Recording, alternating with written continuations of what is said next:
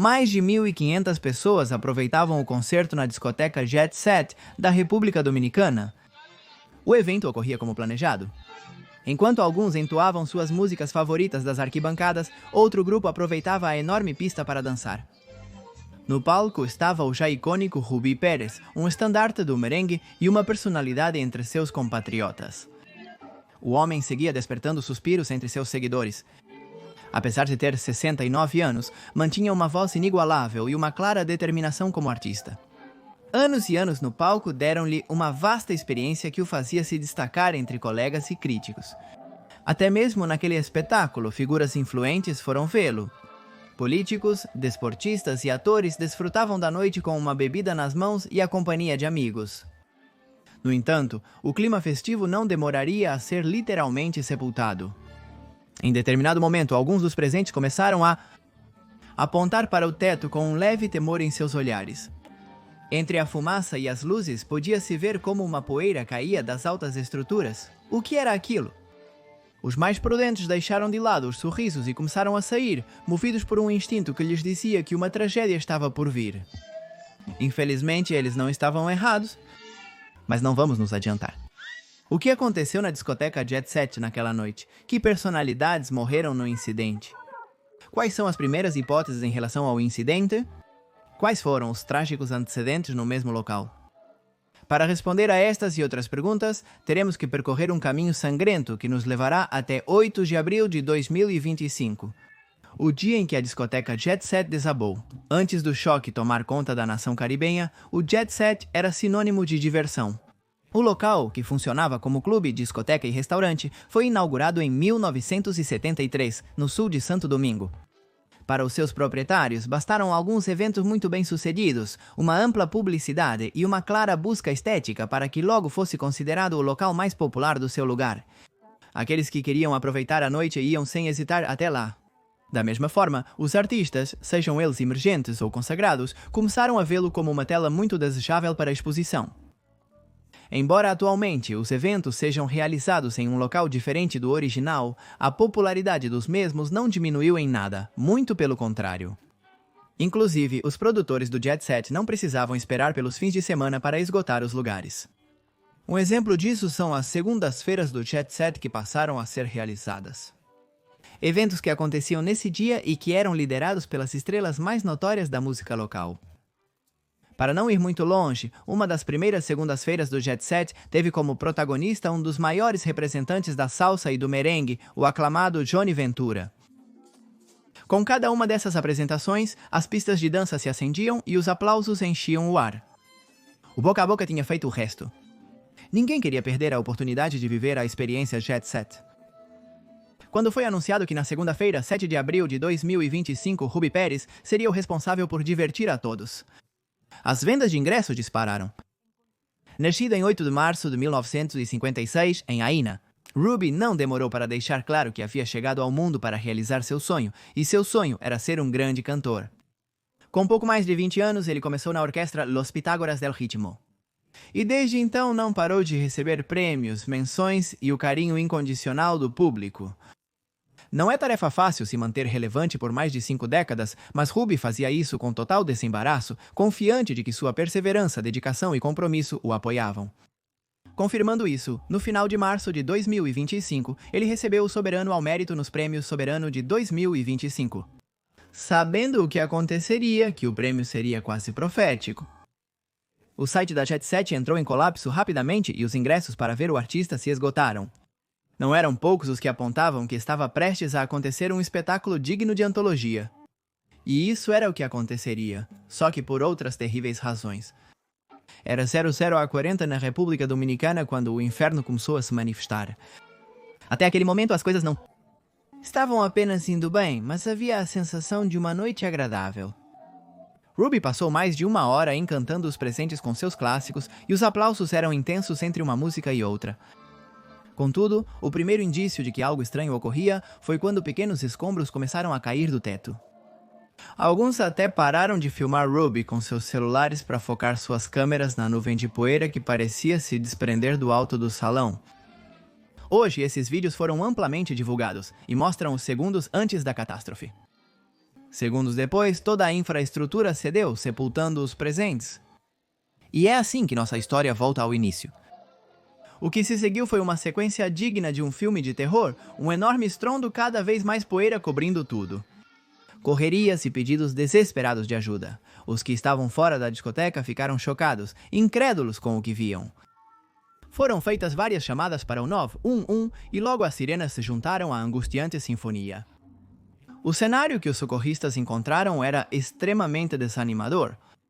A enorme estrutura havia caído sobre muitas pessoas, era noite, a fumaça obscurecia a visão e os recursos eram escassos. Porém, ninguém questionou o que era necessário fazer. As operações de resgate começaram imediatamente, ao mesmo tempo que os primeiros meios de comunicação chegavam à área. Quando o que havia acontecido ganhou relevância nacional. Os familiares das pessoas que tinham ido ver Ruby começaram a se aglomerar nos arredores do que tinha sido a discoteca Jet Set. Muitos levavam fotos de seus entes queridos, chorando e repetindo incessantemente o nome da pessoa procurada. Foram feitas listas com os nomes das pessoas que haviam sido levadas para hospitais, mas houve outra lista que cresceu muito mais rápido. Era a lista com os nomes das pessoas que haviam sido retiradas sem vida dos escombros. A operação de resgate durou mais de 24 horas, até que o chefe Juan Manuel Mendes indicou não haver mais chances razoáveis de encontrar sobreviventes. O comunicado aniquilou as esperanças dos que ainda não tinham notícias de seus familiares. O desespero tomou conta de tudo quando as terríveis cifras oficiais foram divulgadas. Até o momento deste vídeo, 280 pessoas morreram. 189 foram resgatadas vivas e mais de 500 ficaram feridas. O drama, é claro, também teria outros aspectos.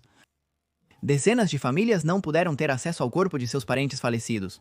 E são numerosos os casos de indivíduos que, embora vivos, mostram sérios sintomas de traumas que ainda não se sabe como afetaram sua vida no futuro. Está claro que a calamidade deixará uma ferida cuja profundidade é impossível estar ciente a estas horas. Entre aqueles que não conseguiram escapar do colapso está, segundo informou a Liga Profissional de Beisebol da República Dominicana, o ex-arremessador da Major League Baseball, Octavio Dotel. O homem resgatado dos escombros faleceu após chegar ao hospital. Por sua vez, o porta-voz da Liga, Satoshi Terreiro, informou que Tony Henrique Blanco Cabreira, outro jogador de beisebol dominicano, também havia morrido.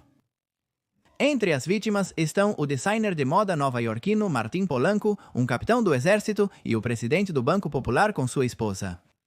José Bienvenido Ureña, um artista conhecido por imitar a dança do já mencionado Johnny Ventura, e Nelcy Milagros Cruz Martínez, que era a governadora da província dominicana de Montecristi. Segundo se soube, depois Cruz chegou a ligar para o presidente do país, Luiz Abinader, para alertá-lo sobre o que estava acontecendo na discoteca. Foi a última vez que alguém a ouviu? De fato, especula-se que essa última ligação, destinada a notificar o chefe máximo sobre aquele terrível evento, Cruz teria feito já presa entre os escombros. Entre todo o caos, uma pergunta se infiltrou: o que havia acontecido com o cantor Ruby Pérez? Qual tinha sido o seu destino uma vez que o show foi interrompido? Ele conseguiu escapar? Em torno dessas perguntas, acabou se formando uma extensa ida e volta. Por volta do meio-dia de terça-feira, 8 de abril, noticiou-se que Ruby havia sido resgatado e hospitalizado, estando estável e sob tratamento. Alguns veículos noticiaram como ocorreu o resgate. Ruby estava sob pilhas e pilhas de placas, e conseguiu que chegassem até ele usando seu enorme talento. Sim, de acordo com esses rumores, o homem havia cantado e assim os bombeiros conseguiram socorrê-lo. A história era emocionante em meio a tanta angústia, mas acabou sendo falsa. Nunca se soube se alguém foi realmente encontrado porque começou a cantar, mas sabe-se que se alguém cantou entre as ruínas, esse não foi Ruby. O representante do artista, que havia saído da discoteca no momento do desabamento, expressou na quarta-feira 9, cito oficialmente: "Já não é segredo para ninguém que ontem à noite, nas primeiras horas da madrugada, as autoridades conseguiram encontrar o corpo de Ruby. Não nas condições que esperávamos, mas como uma fatalidade, como muitos suspeitavam." Entre lágrimas, o representante contou como naquela noite, fiel ao costume, deu tapinhas nas costas de seu amigo e cliente desejando-lhe um bom show. O homem ressaltou que o músico subiu ao palco com grande entusiasmo, disposto a satisfazer um público que não parava de aclamá-lo. O governo anunciou que o homenageará no Teatro Nacional. Embora o gesto tenha sido bem visto pela comunidade artística e grande parte da população, A verdade é que muitos outros esperam que isso não seja uma manobra dos mais poderosos para evitar responsabilidades. E há razões para acreditar que o colapso da discoteca poderia ter sua gênese em uma série de negligências por parte das autoridades. O primeiro fator a considerar ao analisar o ocorrido é que em 2023, Jet Set sofreu um violento incêndio depois que um raio atingiu a planta elétrica do estabelecimento. Aquelas chamas puderam ser controladas imediatamente, mas muitos profissionais se encarregaram de enfatizar nas últimas horas que eventos dessa magnitude costumam enfraquecer o concreto. Supõe-se que um grupo de especialistas teria supervisionado se o edifício estava em condições de reabrir. Suspeita-se que essa autorização poderia ter sido feita com pouca responsabilidade ou atendendo a interesses privados. Além disso, arquitetos que analisaram os vídeos anteriores à catástrofe concordaram que a estrutura do Jet Set não tinha o número de colunas pertinentes, levando em conta que de seus tetos pendiam pesadas bolas de espelhos, grandes luzes e alto-falantes de grande porte. A promotora Rosalba Ramos declarou que, embora entenda que todos queiram conhecer as causas exatas do ocorrido, por enquanto, a prioridade é encontrar as pessoas que estão desaparecidas. Os donos do Jet Set afirmaram estar cooperando com as autoridades para esclarecer os acontecimentos. O Papa Francisco enviou uma mensagem de condolências às famílias afetadas pela tragédia. E Abinader decretou 3 dias de luto oficial, dias em que a bandeira dominicana será hasteada a meio mastro. No momento da escrita deste relatório, a República Dominicana segue consternada e com os olhos fixos.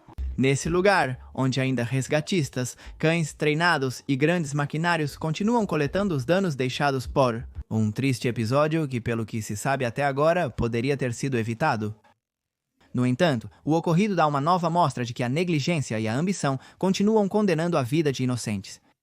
Inocentes que, neste caso, se aproximaram de um espetáculo musical e acabaram imersos em um dos eventos mais devastadores da história recente da República Dominicana.